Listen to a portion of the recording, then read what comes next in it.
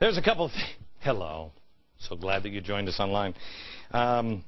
There's a couple of things that I didn't get to, and Oscar actually said, well, all I saw was a bunch of people on a cruise ship. You know, they had wheelchairs in their luggage, and then all of a sudden these guys are coming out of the sky. I mean, how did that happen?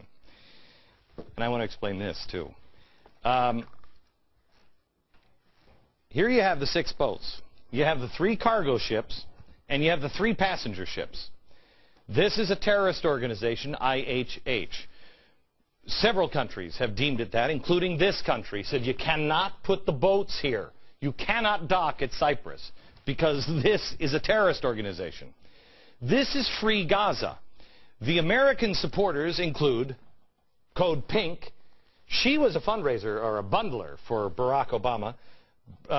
William Ayers, a guy who on September 11th in the New York Times said, you know what, we didn't bomb enough. I don't regret anything we did. And the co-founder of the Weather Underground, also a unrepentant terrorist from the unrepentant terrorist organization of the Weather Underground. These people are involved with Free Gaza. Okay? She has said she wants a revolution in America. That's fantastic. So, all of a sudden, forget about the terrorist past. Forget about Code Pink. Forget about the revolution thing. Forget about his bombings. Forget about it. Think of him with wheelchairs. Think of her with candy for children. And Code Pink, of course, with anything but a gun. Free Gaza. They provide half of the ships. IHH provides the other half of the ship. Okay? 3 ships from each organization. Now they get into the water. Well, now, if you have aid, why not just bring it through Israel or through Egypt? Why do you have to bring it on the water? And why are you docking at Gaza? Why is the Gaza Strip fenced in? Because there's so many rockets being launched over into Israel that it's a haven for Hamas and terrorist organizations. So much so that the violence is spilling out of the Gaza Strip and into Egypt. Egypt doesn't want anything coming out of that quarter either. It's not just Israel, it's Israel and Egypt.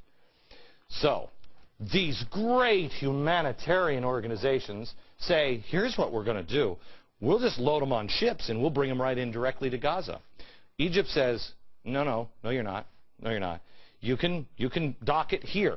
You come over here, right next to Gaza. We'll take the crates off and open up, and they're all wheelchairs. Great. You can bring them on into Gaza. But we need to look. Why? Because it's a Hamas nightmare. It's a hornet's nest. Imagine if we were, let's use New York. Imagine if you said, the village is fenced off. But it was fenced off because it was blowing things up in our city. Everything out of Greenwich Village, they were shooting rockets out. And they were claiming that we didn't have a right to be in New York. Okay? Imagine that. And 2 organizations that supported terrorists said, we're going to fill ships and we're going to dock them. We're going to float them down the river and dock them right here, right at the village. So the village, they can just, the village people, this is why we plan these things out usually in advance, so we don't have the village people coming over and unloading terrorist ships. But would we do it? Or would the Coast Guard say, no, you're not docking there. You can dock a couple of blocks up. You can dock a couple of blocks down. Especially if the Red Cross had access. You can just feed it through the Red Cross. You'd be suspicious. We would never let it happen. Now, when Egypt says you dock here, they said, no, we're not going to. Israel offered a dock over here, said, you dock here. We'll do the same thing. No, we're coming in. Why? I contend because the peace activists know propaganda. This is from Germany. The Jew, the inciter of war. What is the media saying? What is the media saying? They're inciting war. You know and I know, if it was the United States, we would also board these ships You'd have a right to board the ship, especially if you were surrounded by people who wanted to destroy you. That's why they boarded the ship. But they knew what these people do. They're peace activists. That's all they are.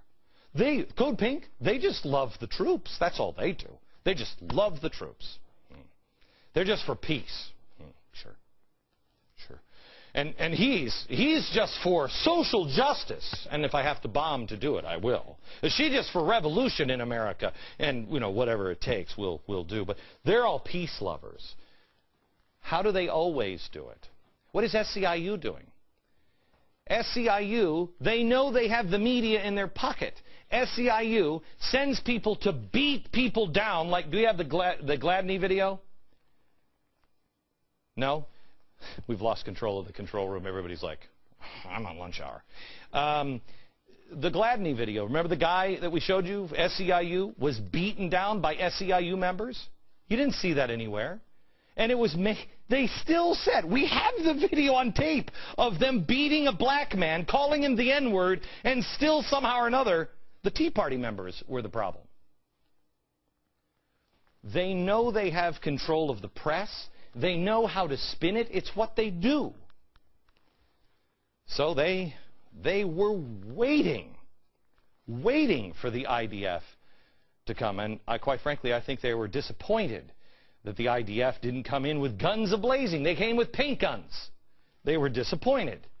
But they don't care. The facts don't matter in America anymore. The facts don't matter to the rest of the world. There's a reason this is going on, and I don't know exactly what it is, but I have a feeling it's something to do with the new world order, the new global governance. Not to be confused with government. The new global governance. And settling some old scores, because we are on the eve of profound global change. You just have to ask, whose story do you believe? What feels like the truth? When I was a kid, Israel was like us. I don't agree with everything that Israel does. I'm not saying that we should go over there with guns a-blazing and support Israel and everything. I'm not saying that. I'm just saying let's stand up for the truth. Let's stand up for the truth. And how did we go from Israel being one of our staunchest allies and one of the only allies in the Middle East, how did we go from that in 18 months to they're an enemy of ours? Did you have a discussion on that? Because I didn't have a discussion on that. I haven't heard that. I haven't seen that slow transition. All of a sudden, they're an enemy. And there is no jihadists. There are no Muslim extremists. There is no such thing as terror. This is from the DOJ. And the usual suspects are involved again. I mean, you're going to have to decide, America. You're going to have to decide. Because the story of America is being written today. We are living history. You can't be an armchair guy. You got to decide. Because it's the future, not only of the country, it's the future of the world being decided right now. Thanks, and we'll see you tomorrow.